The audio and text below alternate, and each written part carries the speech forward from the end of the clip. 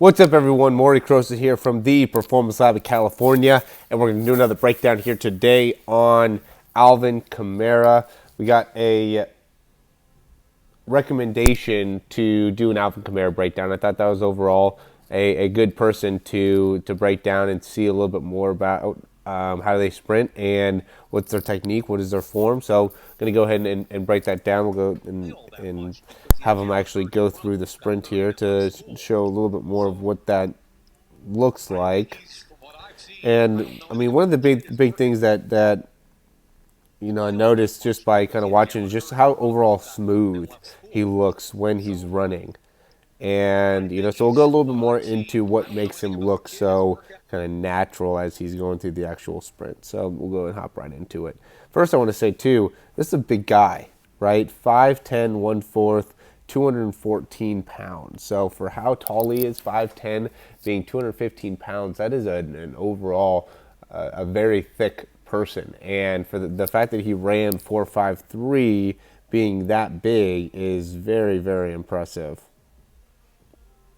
Now, one of the things that I think are important, and this I think helps a lot in his acceleration, is he has a very unique ability to maintain about the same spine position, especially here on that first step. He really likes it to be in this kind of rounded over spine, and he's able to maintain that pretty good while he's even accelerating.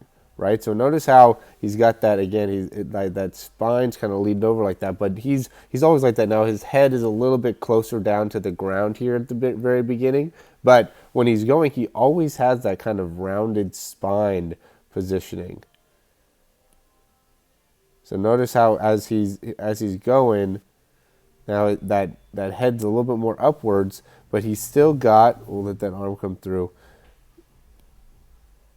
He's still got a kind of forward spine position. Okay, again, he's a little bit more upright as he goes, so his head's in a different position.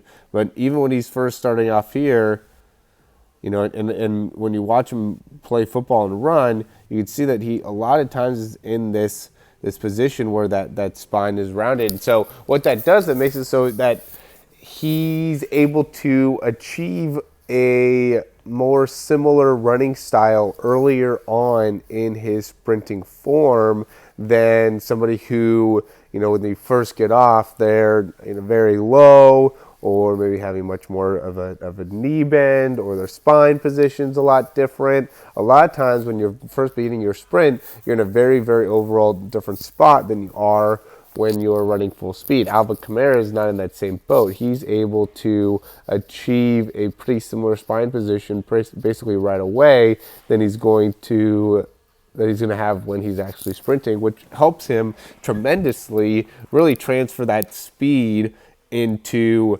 performing in the NFL, because that just means that he does not have to spend very much wasted motion or wasted time in acceleration. His acceleration phase is very, very easy for him to overall achieve, right? And notice that as he's going here, he doesn't have much his stride length is really in a good position as well, right? He doesn't lose very much stride length. So he's able to really open up, drive those knees, and push off. And one of the things that I would say that going back to what makes him very smooth when he's running is he does have a little bit longer foot contact time. So notice how his foot lands out, especially, let's go back here real quick.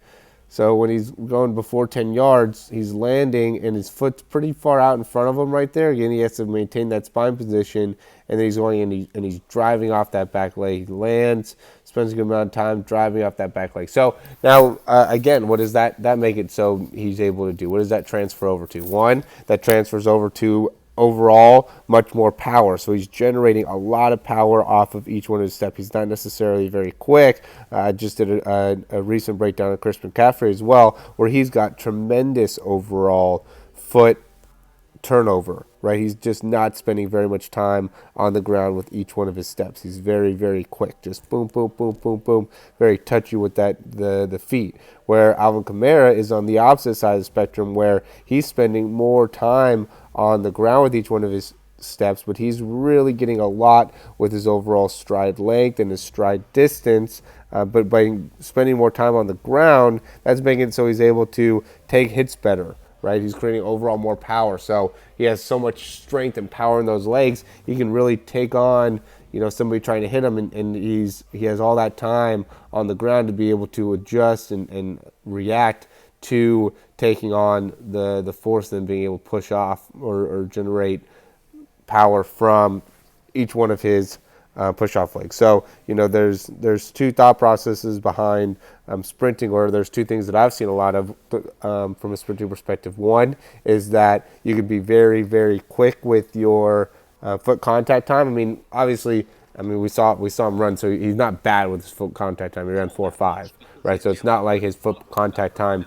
is really, really long, but one of the reasons that makes it look he's so smooth is because he does have, with his running style, an overall longer foot contact time, because he's landing with his foot a little bit more out in front of him, and then he has to transition all of his weight forward, and then he does spend a good amount of time until he actually extends off of that back leg. So, both of those are on the very, very edge. He's touching the ground at a position that's not too far out in front, but very close to being too far out in front, and then he's pushing off at a time where it's not too far back behind you, but very close to when your foot's too far back behind you. So he's kind of honing the line, or stepping on very close to the line on each side of it, and that again makes it so he's just able to generate all that power and maintain such a high level of balance. Because when you watch him run, it's like, man, how can he be such an overall physical guy